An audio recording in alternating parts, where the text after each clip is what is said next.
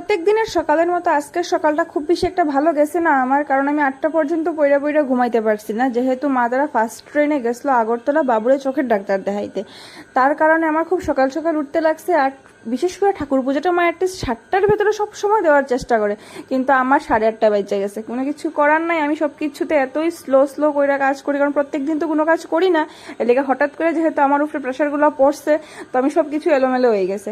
যাই হোক, একা হাতে সব কিছু সামলানি, মেয়ের সামলানি, ঘরের কাজ টাজ সামলানি খুবই কষ্ট। তারপরেও আমার হেল্পিং হ্যান্ড হিসাবে আমার হাজব্যান্ড এই দিন বাড়িতে আসলো। যাই হোক, তবু আমার জানটা বাঁচছে, কারণ আমার মেয়েটা এত পরিমাণে দুষ্টু হয়েছে, অনেক দুষ্টুমি করে।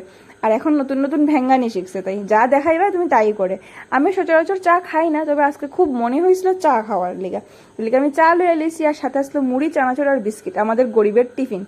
যাই হোক, আমার মেয়ে এতটা দুষ্টুটার মধ্যেও আমারে কিন্তু ঠিক তাই বিস্কিট খাওয়া দেওয়ার লাগছে, আমার এতটা আদর করে। স্বাভাবিক কথা, প্রত্যেকটা মেয়ে মা আদর তো করবই। রান্না বান্না সহ সবকিছু কাজ এই দিনে কমপ্লিট কইরা সাইডা ব্লগ বানাইয়া এডিট করিয়া সারাটা আমার দ্বারা পসিবল হইতো না। লেগে আজকে কিছুদিন পরে ভিডিওটা আমি এডিট করতেছি। তো টাটা।